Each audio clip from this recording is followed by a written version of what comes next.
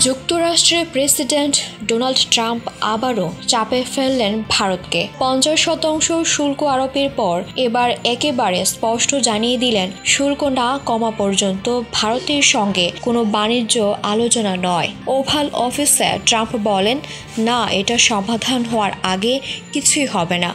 স্পষ্টতই শুল্কই এখন প্রধান কাটা। যুক্তরাষ্ট্র ইতোমধ্যে ভারতীয় পণ্যের উপর 25% শুল্ক কার্যকর করেছে। বাকি 25% কার্যকর হবে 28 আগস্ট থেকে। অর্থাৎ ভারতের উপর মোট 50% শুল্ক বসানো হচ্ছে, যার বড় কারণ রাশিয়া থেকে ভারতের তেল আমদানি। হোয়াইট হাউস জানায়, ভারতে রুশ তেল আমদানি জাতীয় নিরাপত্তার জন্য হুমকি, তাই এই শুল্ক জরুরি অর্থনৈতিক পদক্ষেপ হিসাবে দেখা হচ্ছে।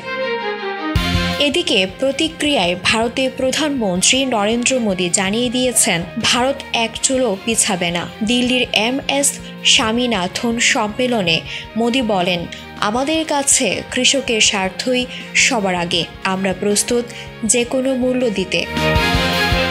ভারতের আশঙ্কা, আন্তর্জাতিক বাজারের জন্য কৃষি ও দুগ্ধ খাত খুলে দিলে কোটি কোটি মানুষের জীবিকা পড়বে হুমকিতে। আর ট্রাম্প প্রশাসন চায় সেই বাজারে প্রবেশাধিকার।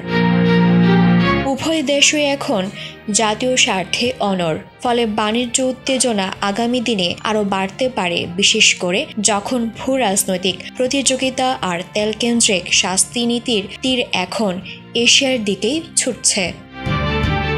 শুল্ক যুদ্ধের আগুনে নতুন ঘি ঢাললেন ট্রাম্প। এখন দেখার বিষয়, কে আগে পিছু হটে আর কার স্বার্থে বদলায় ভবিষ্যতের কূটনীতি। কাজল হায়দারের রিপোর্টে দিলরুবা তন্নি, খবর সংযোগ।